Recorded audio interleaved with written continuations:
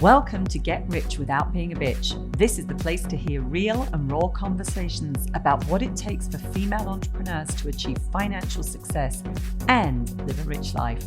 I'm Vanessa Shaw, author of The $1 Million Question, and your hostess for this podcast.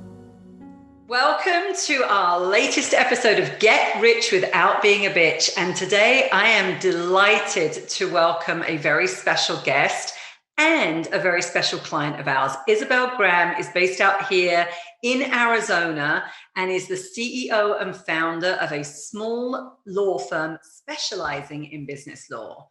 And I think you're going to really be in for a lot of insight today. This is a woman that is really kicking butt, professional services firm. Actually, we were talking about this before we got started.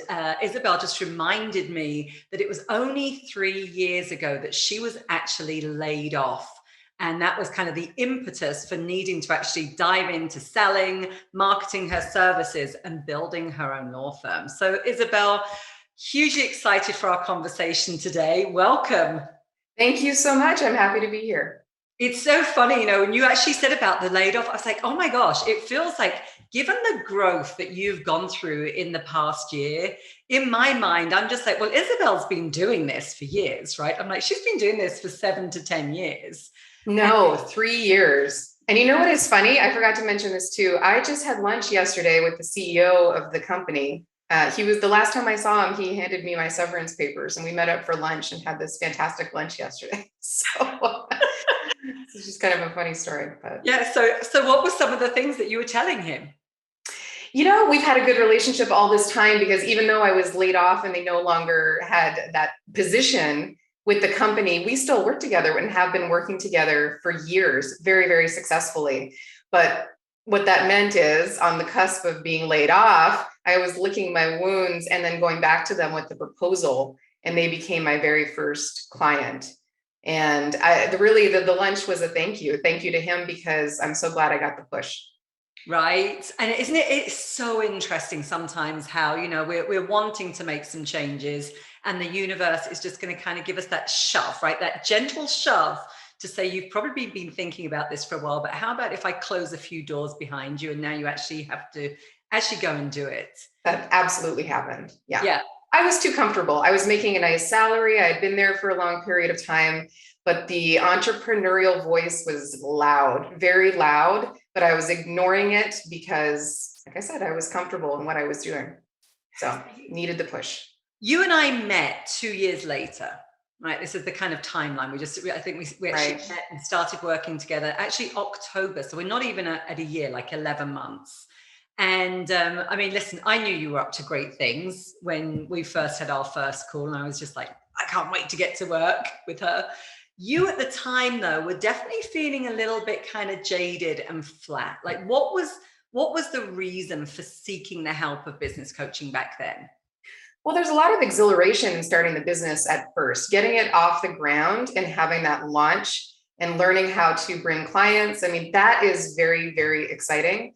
And then what I realized, though, is the time that I met you is I had done that part successfully, but what next? I felt like I had created a job for myself, a successful job, but a job nonetheless. And I really couldn't see a path forward. Where do I go from here? How do I get inspired again? Because I did already what I set out to do. And quite frankly, I could have stayed in that place indefinitely. I could have had a nice, small solo practice for the rest of my life. And there was something very sad about that to me. It wasn't enough.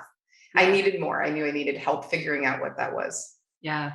And so paint the picture of what the firm looked like a year ago, just so we've kind of got, good markers for anybody listening. Like it was you solo. What did the practice look like? What were you doing monthly revenues?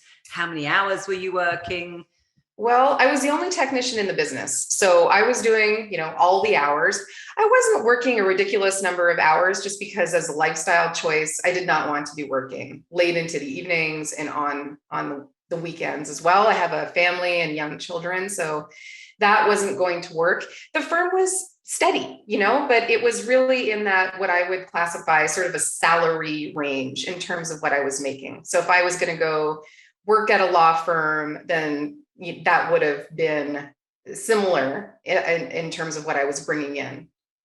Yeah. salary versus the revenue that I was bringing Yeah. in. And it was just me, and I was doing everything. So I was doing the business development, which meant going out and letting people know that I existed and developing relationships and joining associations and trying to figure out how to grow.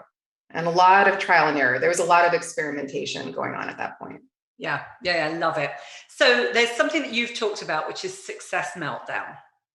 So, but in Isabel's world, what did that look like? What happened? For me, I think in most recent memory, it happened just a few months ago. I mean, certainly after I started working with you. So I would be setting goals for myself that really seemed kind of impossible. You'd declare them and put them out in the universe to you and to close friends and family, but you didn't really think they were going to happen. Or at least in my case, I didn't think they were going to happen for a long time. So when that timeline gets moved up, and you hit a milestone in revenue or a certain type of client that you've added to the roster, and it was so far out in the future in your mind and not particularly likely, and then it happens, I absolutely experienced what I called a success meltdown, because it's just this clashing of reality and dreaming all coming together at once, and you didn't really think it could happen. And you have a moment of deer in headlights, like, what is happening here? I have to think of myself and my business in a completely different way. And it's almost a little bit scary. Like, I needed a good 24 hours to work through some of that, because it just meant new things for me and my family.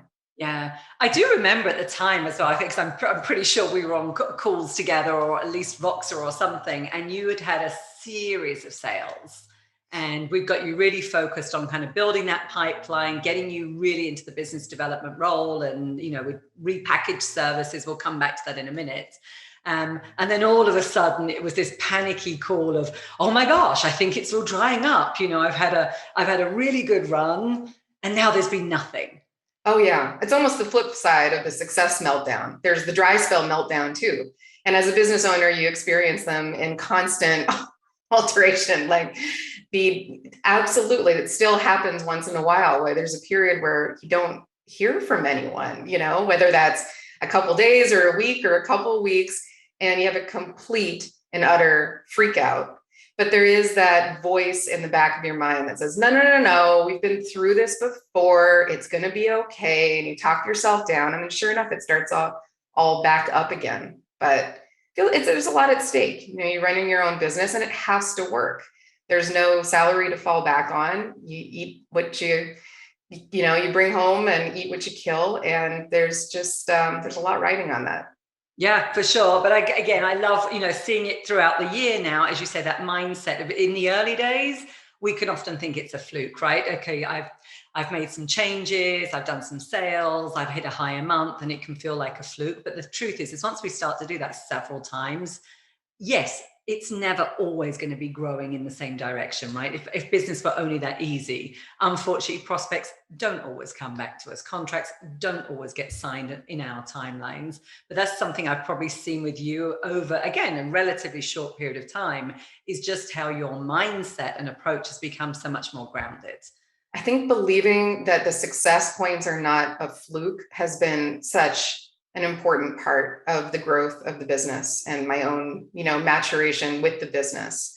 Really looking back on my own history, I have evidence of being successful. I can do this over and over and over again. I can bring in sales, and just coming to terms with the fact that no, this was not a happy accident. It is not a fluke. It is repeatable, and you will repeat it again. And finding some peace with that is essential, because it's only from there that you can do another level set and set the next goal, and then the next thing becomes possible. Yeah, I love that. So, it's so true. And confidence, right? That you've got a system that you can follow. And as you say, it works. You do certain things and you can expect certain results. Let's just go back for a minute, because I do remember there was a time, and again, this is back to the early stages of you actually setting goals. And again, I think this is a really, really important conversation, and particularly for women, and because most of our listeners are going to be women. But you had set some goals, and I'm so grateful, Isabel, that you were actually really honest with me in one of our calls, that the goals were set and then you revealed that you really didn't feel excited by them at all. Right. I didn't. I wasn't exhilarated by them. And do you remember the expression you used at the time? I guess, well, and you had reminded me of it recently. I'd forgotten. I think part of my mind didn't want to remember how I felt at that time. But I guess I told you I felt like dry toast, which is, that's awful. But I did. I mean, I was going through the motions and things were fine, but I didn't have any of that. I had lost a little bit of the passion. I mean, I love being a business owner, but something had gotten lost at that point in time. Yeah. And I needed to, I think you really encouraged me to think about goals in a way that was more appealing and more sexy and luxurious. And that was just not a way I had thought about goals in the past. You know, I'm such a practical and sometimes black and white type of person that I can set a financial goal and then I can have personal goals associated with that are also very practical, but I hadn't really dipped a toe into the luxury pool and I didn't know what that was about. And I was very suspicious of the whole idea, you know, being a responsible parent and where is the money going to go and how do I reward myself? And is that even appropriate? I think that was something I struggled with. Yeah, and thank you for sharing. So I think it is.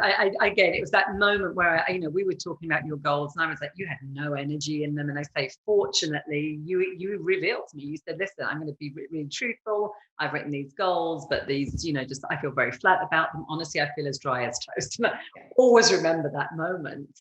And in fact, what I asked you at the time was, okay, that's really honest. You're feeling as dry as toast. How do you want to feel? And that was actually the piece there that actually started our conversation around something that felt a bit more special, a bit more exciting, right? A bit more luxurious. And then I experienced Isabel's pushback. Yeah, I really wasn't comfortable with it at all. It didn't seem practical to me. And I thought, as a family, we need to be thinking more about putting money away in a 401k and college and things like that. So that if I hit certain milestones, I really had a hard time imagining going out and rewarding myself personally was something that felt very special to me. Yeah. And I needed a sexier goal on the revenue front too. It wasn't just the personal goals that were dry. It was, we had a goal for the following year and that was too conservative. And then you suggested I just go ahead and try to double it. And that got me very excited. So I think that was another part of goal setting that was really important. Yeah, no, I think it's, again, so important, right? To start to see like, where's the energy going to be around it? And I do remember, we were calling these sexy goals. It doesn't matter. Again, I mean, there's no kind of system for it, but it's the energy, right, that we really want to experience as a result of achieving the goals. Because, and nobody, we don't want to set goals for ourselves and kind of get to the end line and like, now I feel completely flat. But to really feel whatever it is, empowered, sexy, luxurious, whatever those things might be, is a very personal question. And we've got to tap into that for ourselves. So I think sometimes we really don't know what those things are. If you haven't experienced them before or very much, you don't really know the feeling in the first place. You almost don't know what you're missing. Like I didn't really start to embrace all of the luxury until frankly I had started purchasing some things and experiencing those. I didn't know what I was missing. Yeah, but what was it? I'm just curious. Can you remember, like, what was it that started to create the shift for you? Part of it was just holding myself accountable to you as my coach. I mean, we talked about goals and what milestones might carry certain rewards, if you will, for me. And so I started writing those down. And I still, at that point, I don't think I had too much excitement for them until I hit that goal and I was presented with my own plan that I'd already written down for what was going to happen at that point, at those milestones. And I knew I needed to, carry forward with that and follow through and then go purchase the thing. Yeah. And so I did that, but it really was sort of a mechanical exercise at first because those muscles were so unworked. And And I love what you said there about rewarding, right? Again, I think this is, as women, we can often, again, we can provide for everybody else. We can, typically put ourselves last. I've got a friend, by the way, I'm fortunate that, one of her kids has called her out on it. She's, really crushing some goals, but she'd shared with her, one of her kids that, she was going to mark it with a real treat for herself and then didn't do it. Yeah. And, right. And again, I think we can all relate to that. That's what I'm talking about. And I still catch myself doing it. I'll set a reward or a treat, as you say, and then I'll get there and I'll say, oh, no, that's too much. I mean, that really happens. It's a conversation that happens frequently. Yeah. Or otherwise, and I do get sometimes, right, that the sense of accomplishment, I mean, in of itself, accomplishing a goal can be so intrinsically rewarding. I get that. What we're talking about here, though, is where we can take ourselves out as women. We kind of make a commitment to ourselves, right, that we're going to follow through on something. We do the work, we hit the goal, and now all of a sudden we, start to play small when it comes to those rewards. Right. Fortunately, in your case, you didn't. So what was then, I'm curious, like the impact for you of actually following through in your particular case? I know that you bought yourself a pretty swanky purse. I've been buying a lot of things. I never thought that I would be doing this year, but I did. My first goal, first reward that I had was a Louis Vuitton purse. I'd never owned a designer handbag in my life. So I'm the type of person that, would pick up a purse and then use it for 8 years. It was probably all of $70. And so this was definitely an unusual purchase for me. And again, I decided I was going to do it if I hit this particular revenue level. And so I did it, and I picked up this purse, and lo and behold, I mean, I loved how it felt to have this item. And at the time I thought, well, just buy it because you said you would. And if you hate it, take it back. I really just gave myself permission to, if it wasn't this wonderful, transformative experience, it's okay. You can return it. You don't have to keep it. But that was sort of the place I was coming from when I picked it up. But then I picked it up and I started using it, and I felt a certain kind of way. And I didn't expect to feel that way. It made me feel, very put together and classy. And it felt aligned with where I felt in my business, which was really nice. So it wasn't a reach. It was more affirming than anything else. It belonged. Yeah, it belongs. It's so important, right? Because again, anybody listening in, right, we could go, oh my gosh, a Louis Vuitton purse, how materialistic, right? Really, what's that got to do with business? And yet it's not about the purse, right? That's the message here for anybody. It's actually not about the purse, but it's about setting the goal, right? And we've attached a reward to it that in your, which was important to you. It could have been anything else, by the way. But again, that purse becomes symbolic of the growth. Yes. Right? That's the piece. And that's why it is so important. I mean, I actually get goosebumps because this is where I personally get excited, because it's the symbolism of that purse is about who you had to become to actually hit the goal that meant that you were rewarding yourself with it. Yes, absolutely symbolic, 100%. Yeah. I mean, it's a $1,500 purse. I could have spent $1,500 on something else, and maybe it wouldn't have been, materialistic, as you say.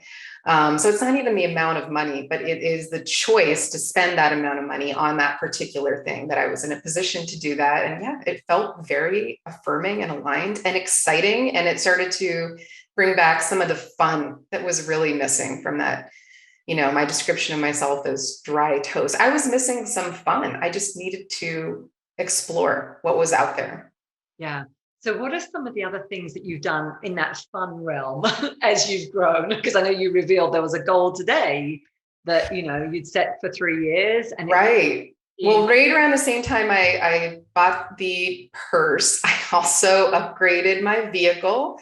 So I had been driving a used Toyota minivan for many, many years. I bought it used, so it had been around for quite a while. And it was, with little children, you have the goldfish crackers that are ground into the upholstery. And I got to a point where every time I got in that car, no matter how often I had it cleaned, it just did not make me feel good at all. And I was on my way to meetings, and I just, it was not serving me whatsoever. And so took a big leap there and got a Mercedes. And that has been really fun to drive around. So that was another big purchase. And then I'm guessing, by the way, just as a side note here, I'm guessing that the kids aren't allowed to have goldfish crackers in the Mercedes. there is no food allowed in No, this there is car. no food, right? Different standards.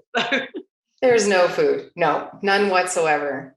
So yeah, that was really fun. And again, you kind of wonder if you're going to get in the car and it's not going to have that transformative feeling that you hope to. Oh no, it did. And when I drive to my meetings, I feel powerful. I really do. I feel like I've got my stuff together. And again, it was sort of that affirming experience. Like, no, you don't need to drive the beat up old minivan anymore. Like, you can afford to do this. And it feels really good. And then very, very recently, I mean, I had shared with you that you had asked us to write a 3-year vision in our coaching group. And so I worked on that in January, and I sent, it was a description of owning a home in Sedona, Arizona, which is very picturesque with gorgeous red rock views and azure skies. And just, to me, it is the most peaceful place on earth. And I've been going up there ever since I moved to Arizona from Toronto, Canada. And I just love it up there. And we take our kids up at least twice a year, I would say. And the dream was in 3 years that we would own a home up there. And I had this very, very clear vision of sitting in the backyard on a patio during the fall or the winter months with a plaid blanket wrapped around me and these delicate wind chimes, and having a cup of coffee with my husband in the morning and just staring up at the red rock views. And then we have, our little girls that would kind of come out and join us on the Adirondack chairs and kind of squeeze in for a cuddle. And it was this very specific vision that I had. And I thought, that's beautiful. Someday, we will have that. That was January of this year. So that was 6 months ago. And just today, I sent you a message with a few pictures of the house that we have now moved into. We've closed on it. We went up last weekend. We spent the whole weekend assembling furniture quite happily, either over coffee or wine, depending on what time of day it was. Yeah.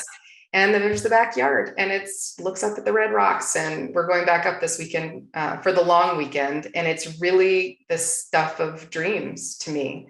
I mean, complete bucket list type of stuff. And I pulled it in. Not only was it possible, but we pulled it in so much sooner than I thought would ever happen. And beautiful. It really is. It's so inspiring. And I want to dig into the kind of how, right? Because anybody listening to this is going to go like, how did she do this? Like, what were some of the key steps? Because the reality is here, you have, probably, I think we said you were around 15,000 monthly revenue when we started to work together about 11 months ago, right? So just so that people have got context, you've hit now a couple of times $50,000 months. Yeah, 50 plus. 50 plus. Mm-hmm. And we're not even at a year, right? Again, and I think it's really important for people to know that, because again, sometimes we just think the timeline has got to take so long, right? And we're like, oh, it's going to take me 15,000 to get to there. That's going to be a 3 to 5 year vision. Well, you're achieving it at this point in time under a year. Now, there were a couple, though, of key steps that I think you took, which were kind of mindset wise and then strategically as well, that have really helped. So that's what I want to dig into. Yeah. It's really helpful for other business owners. And by the way, I'm a how girl. I'm like, yeah, I love all this stuff. And it's like, how? Give me some like practical things. Yeah. So one of the first shifts that you made was around giving yourself a promotion. Yes. But what did that, like from Isabel's perspective inside the business, like practically, what did that look like? So I had always thought if you started a business, you were automatically a CEO. That was a given. But I have come to learn that is definitely not true. If you are the only technician in the business, or you're doing a lot of the technical work, you're really not functioning as the CEO. In my mind and in my world, that specifically means that I'm not doing the fulfillment on legal work. So I'm not doing most of the work on actual contracts. I'm not sitting down to my computer. I am doing CEO type of activities, which in my mind are business development, sales, and marketing, and also being very strategic, thinking about how the business is going to grow and how that's going to be accomplished. So a huge part of giving myself that promotion to truly being CEO was to hire somebody and hire somebody that could do the work that I was doing, not in a junior way, but where I could really throw it over the fence and they would be able to deliver, and that would free me up to do sales. And then that had a direct and almost immediate correlation with revenue levels. Yeah.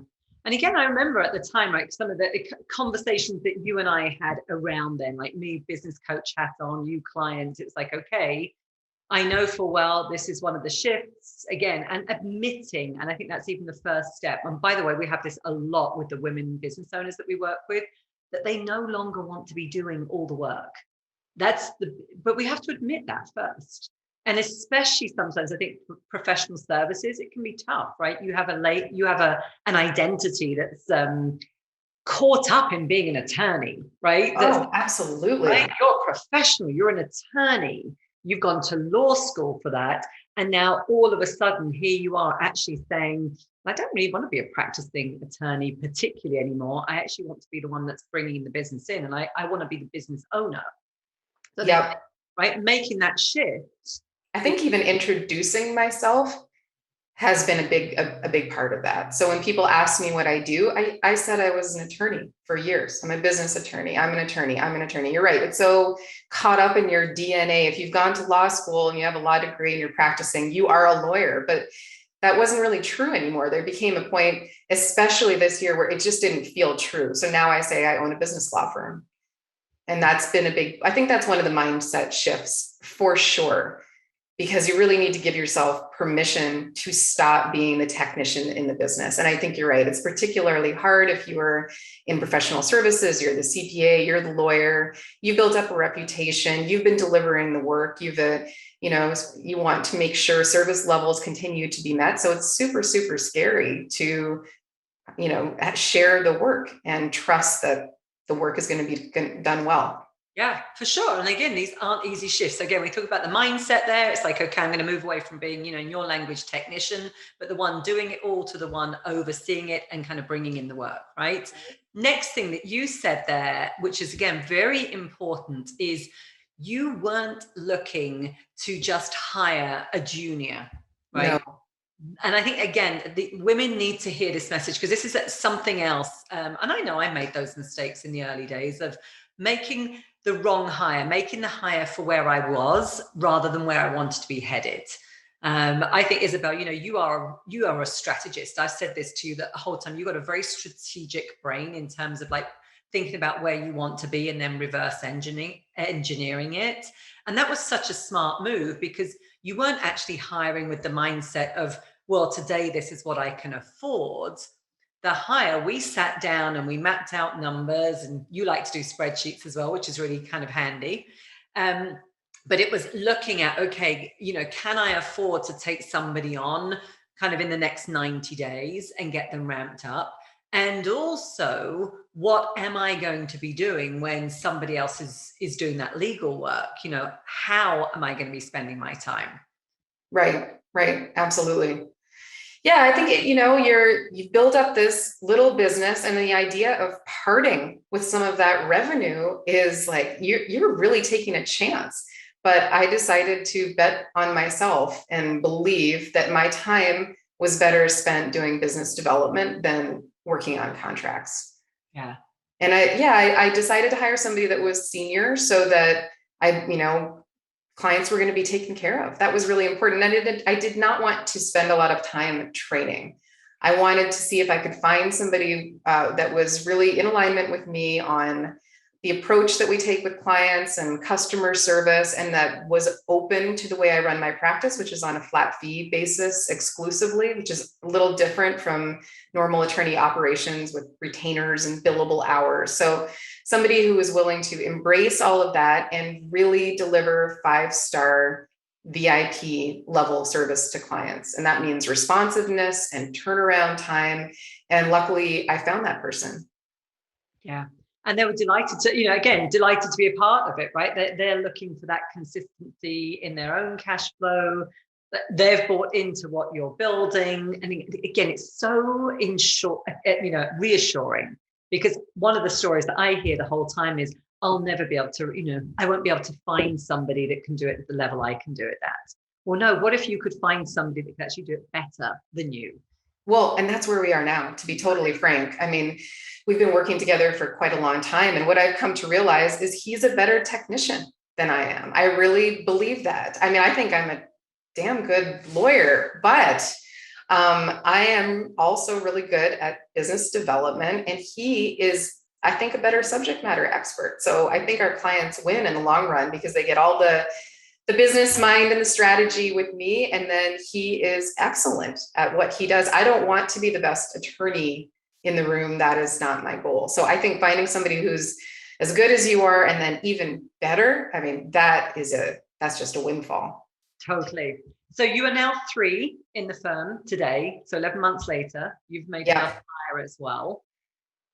Yes. And so we have another attorney that is also a senior attorney that works on an overflow basis to provide support, additional support. Yeah. Yeah. And I know as we started the call, you were like, I think I might need to hire some more help again soon. So again, like message here is, hiring help is going to be the way to growing those revenues, but also, Isabel, coming back to what you said in the first place, like, you don't want to be working all the hours that God sends. You didn't want to be working around the clock. You didn't want to be putting in the weekends, right? You wanted to have your dream home up in Sedona and have time, right? Have time with your husband and kids and like be enjoying the other side of life.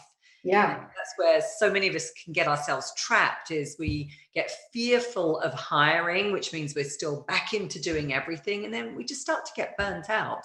And burnt out, by the way, given that we get rich without being a bitch on the podcast, I think being burnt out is the terrain for getting bitchy, right? And resentful. Yeah. I got burnt out when I was overwhelmed with the amount of technical hours that I was putting into the business. It can be exhausting, especially if, that's not how you want to spend your time. My ideal day and how I love spending my days is to take phone calls, call sales calls, talk potential clients through what they need and give them some reassurance that we're going to be able to help them. Think about marketing, maybe write a newsletter, go out and meet either a client or a referral partner for lunch or for coffee, actually take them for lunch or for coffee, and do client care and check in with people and ensure that, deadlines are being met and things like that, quality control. That's how I like to spend my time. And you are. And I am. Yeah. And you are. So the other strategy I want to come back to is, team, right? Building team, but again, hiring for where you were headed, not for where you were at that point in time, like very strategically, was definitely, as you say, a really win-win move. The next thing was about restructuring your services and deciding that competing on price as a law firm was not the game that you were going to be playing. So tell us a little bit more about, what that started to look like. And again, mind shift, how you started to get your head around that, and then some of the practical steps that you actually took. Yeah. When I first started my practice 3 years ago, I said yes to everything. And I also tried to, beat out other firms on price. And I could do that because I was operating in a very lean manner. So I had no overhead. It was just me. I had loads of experience. I'd been practicing for 17 years. And so I could beat them on price. And so often that's how I got some of my first clients. And there's no shame in that. I was building a business and I did need to say yes to everybody. But there came a point where that ceased to be the strategy in terms of bringing on new clients. And so now more than ever, we say no, and I definitely don't compete on price. And I'm very open about that with clients because I've become so clear on what the value proposition is with the firm, more clear than I ever could have imagined being. I used to say, it's a business law firm. I'm a generalist. We do all the things, real estate, business sales and acquisitions. That's become so succinct now when I describe our services to people. And the value proposition is that they're going to have that VIP type of experience. You're going to have a corporate counsel representing you for the duration of this particular transaction, or maybe on a long-term basis. But that is a different value proposition from another law firm that's going to charge you by the hour. And it's, we're right for a certain type of client, a client who wants to have a partner and who wants to maybe have an extension of their executive team. And so that helps us qualify clients, and clients are willing to pay for that experience and that service. That's what I'm marketing. Yeah. And the other side of that, as you say, I love that you've, really flipped it around to be, moving from transactional, and you say hourly rates and the retainers, which is very classic in the world of law firms, to this, very clear value proposition, VIP, far more relational, kind of it's like really partnering, right? You've often said you're an extension of their team. But on the other side of it, it also means that your clients are so much happier because there's no surprises when it comes to their budget around fees. No, it takes all the friction away. So that's been really beneficial. It's good for the client. It's good for us from an accounting perspective. It's so streamlined. From the client perspective, there's no obstacle to picking up the phone and asking a question, because you're not going to get charged for that. If you already have a relationship with us, you can just pick up the phone and get your questions answered. And that's the kind of relationship I want to have with clients. That is very much in sync with the way I look at building a business, having a relationship. So it's a reflection of that. It's very natural for us to present the value proposition and to build that way, because that's truly what we believe. That's the firm philosophy. So it's easy. Yeah. So again, I love that, again, very clear value proposition, really spent time dialing it in, then, distinguishing yourself on this flat fee with kind of like a VIP type service has been key, right? And then in terms of, then I think the third part that you've talked about that's been really instrumental is like investing in your business. What have you, what are some of the things that you did to actually invest in the growth of your business? The first thing I did was hire you. That was the first time I'd invested in the business, really. And that has been hugely pivotal because of the mindset changes in particular, and setting goals beyond what I thought were possible. And then lo and behold, those goals come to fruition. So that was a key investment for sure, is having a coach. And then investing in a team and being willing to part with your hard-earned revenue dollars to invest in people so that you can be freed up to do the CEO activities. That's another investment. And then we're looking at doing sort of an IT-related investment as far as CRM goes, and really systematizing, because as we get busier and the practice grows and the number of clients grow, I can't be working off of Excel spreadsheets forever. So we have to up level. You might be making them, right? It becomes a point. So up leveling in that area, again, building systems, I think, is huge. So that's where my focus is right now. And I have time to do that because I have the support on the technical side. And again, let's just go back to even that question of investing. I mean, I'm somebody, obviously, as a business coach, I've really walked my talk in terms of investing in myself and my business, right? I wouldn't have been able to build this otherwise. Again, when we've got the results and we look back and we said, well, I invested in my business, that can seem really easy. Well, yeah, you kind of made an investment and now you've got X amount of ROI. But what was going through your mind at the time of, let's say you've never worked with a business coach before, and all of a sudden here you are making a commitment. What were some of the mindsets that were going through your mind that made that possible? And frankly, what were some of the fears and concerns? It's funny. I knew I needed a coach. I was very, very clear on that. When I got to that point in my business and I couldn't see a path forward without just continuing to work more hours, I knew I had a scaling problem that I needed to solve. And I didn't necessarily want to work with somebody who coached only law firms, because I didn't see myself that way. I don't identify just as a lawyer and just as a law firm. I wanted to get some help from someone who worked with services, businesses. So I asked around, but I knew what I wanted. I really, really did. And then I heard your accent, and then that was really it for me. So I was ready to give you all my money at that point, but I knew I needed it. I didn't know what it was going to look like. I had never participated in coaching before, group or individual, but I knew I needed it. I had a blind spot of what it was going to look like, but I didn't really have any objections, to be honest. I thought, frankly, if it costs a little bit of money, that made me feel more secure that I was going to get something out of it. And I knew it was my work to be done. But I wanted the investment to be substantial because I wanted a substantial change. Interesting, isn't it? And again, sometimes, you reminded me when I made one of my first investments in myself and my business, and I was living back in Switzerland at the time. And back then, I don't know what my business would have even been doing, probably around similar, probably to you, 120, 140, something like that. And I made an investment to work with a coach here in Arizona. She was based in Tucson, which meant not only was I, kind of writing this big check, and I think it was about 15,000 back then, I was also committing Isabel to flying to the States to work with her 3 times a year from Switzerland. And I actually do remember it was exhilarating. I was ready. I knew I needed help. I was very similar to you, and just like my business model had got me so far. Yeah. And I would have said I was as flat as a pancake, not as dry as toast. But honestly, that's kind of where I was. And it was like I couldn't see how to get to that next level.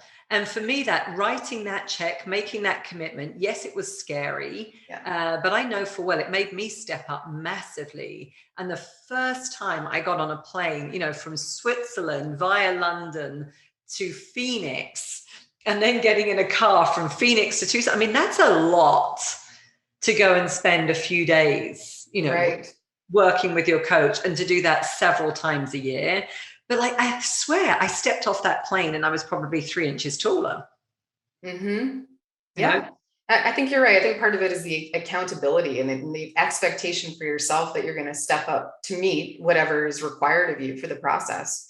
And if you're investing in it, then you're going to make it worthwhile, and you're going to participate, and you're going to do the exercises, and you're going to show up. And I was there to do that. Yeah. And I do want to say as well that, again, you are somebody, you're a delight to work with. You do the work, right? Again, the other strategy, kind of a really simple strategy for anybody listening, is you've really got to do the work. When we sit down and look at repackaging services, or getting clear on a value proposition, or digging into peace of mindset, right? We can't just think about it. We've actually got to do it. And I think that's one of your key strengths, is your ability to execute, and you do it rapidly. Right. You do. Well, but then that turns into rapid results. And that's when it becomes so exciting. That's when the 3-year vision becomes a 6-monther. Yeah. That's when I think incredible things happen. And being accountable to someone or a group of people, I think can be very instrumental with that. Yeah. And you're in a group of peers as well, right? Again, they're all up leveling, different types of businesses that we work with. But again, I think just seeing that success around you, which was, by the way, my first experience when I joined, and it was a much larger coaching program. But all of a sudden, I was seeing other people that were successful. I was seeing people declaring their goals. I was, walking to a room and hearing that person, that the equivalent of whatever it was, the new car, the purse, the vacation, whatever it was. And it was sort of that, I want that for me, Yeah. You're seeing I think another part of it was that I was lonely for that type of community. I think that's another reason why I was so willing to start that process of working with you. It's such an isolating experience to run your own business. And if you're solo and you're working from home or in an office and you're not really seeing very many people, it can be a very lonely life. Like, I needed some community, and I don't have a lot of female business owner friends. So this was also a way to solve for the loneliness, I think. Yeah. And again, thank you for being honest around that, because that can be a tough one to admit. But yes, I do agree with you. When in those early days, we're doing everything. And as you say, we typically don't have that many people that we can have those types of conversations with and bounce great ideas off and get really great feedback. So exciting. Are you up for a set of quick fire 7 questions? Oh, sure. This is some fun stuff, because this is kind of like I just, you're completely unprepared. So I just love to see Oh, you know, I love to be unprepared. I know, like I'm moving you outside of your comfort zone, but I call these our quick seven, because it's and thank you for sharing everything that you have shared today, Isabel, because as I say, yours is a super inspiring and practical story. You know, you haven't been without those challenges. You haven't been without the meltdowns. You know, at one point as well, I think we didn't, you know, mid-pandemic, you actually had to take over being the breadwinner as well for your family. We didn't even like that. That was one of those, oh my gosh, you know, I said I was stepping up here. This isn't what I signed up for. And yet you've done it all, you know, so really gracefully. And I love seeing the results now. So fill in the blank. Living richly means.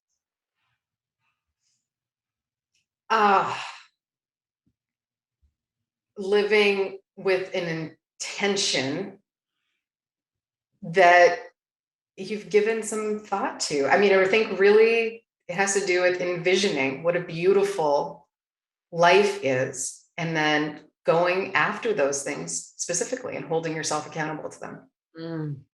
Best $100 you've spent recently and why? Oh, going out to dinner with my husband, date night all day long. I'd spend all the dollars on that. Oh, he'd be like, no hesitation on that. Date night. Date night. We should all do more of those. A book or podcast that's been highly influential for you? Oh, I listen to Brooke Castillo all the time. She really got me started on my business coaching journey, I think. And so I would highly recommend anybody listen to Brooke Castillo for sure. Yeah, I couldn't agree more. She's got fantastic stuff. So you're feeling the calling to your next level of leadership and you're scared. What's the next thing you do? Well, I'm right there right now. I'm trying to actively figure that out. What do I do? I build a team. If it's about leadership, I'm building a team. Great answer. Something you wish you were better at today?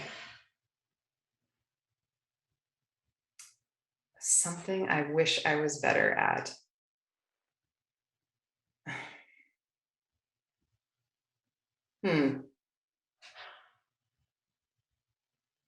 Maybe some kind of a sport. I think so. I was going to be flippant there and say answering Vanessa's silly questions quickly. Yeah, sorry, that wasn't very quick fire of me. I wanted to give you something really special there, but no, I think it would be probably a sport of some kind. Being really good at that would be nice. That could be cool, right? And what's on your bucket list? I mean, because you have been like checking them off rapidly, something on your bucket list now that you would love to achieve within the next 3 years. Oh, I've already been thinking about that, Vanessa. So an additional business, which is around real estate. You know, we've just purchased this property in Sedona. I am really intrigued by the idea of taking properties from investment to income properties and then adding additional real estate in Mexico and eventually Paris, and sort of a lifestyle company. Yeah. Ooh, that's a good juicy vision. I didn't even tell you about that plan. This is why I like it when we're unprepared. I get to learn these things on the fly as well. And then last but not least, what's somebody that you're deeply grateful for today? Oh, deeply grateful for. I have so many people I'm deeply grateful for, but I'd have to say my husband. He is so supportive. He's like, spend all the money on invest in the business. He is just the most wonderful partner. And I'm super, super grateful for him. You're going to have to tell him to listen to this podcast. I will tell him. He's desperate to listen to it anyway. So he's been given a shout out a couple of times there. And, it's a wonderful thing, as I say, when you're also, committed to this lifestyle and the business and the growth as a family. Because at the end of the day, let's face it, you were doing it always for your kids, your husband, the family life that you want to have together. And yes, that's what an amazing gift that he's been such an, incredible support on the journey as well. Yes, he has. Yeah. Isabel, this has been wonderful. It's always so good to connect with you. We're going to make sure that we get as well your bio, details of your website in the show notes. If you're inspired by Isabel's story today, definitely reach out and connect with her. And I look forward to seeing you very, very soon, Isabel. We'll be talking. Okay. Thank you so much. Appreciate it. Thanks. Take care now.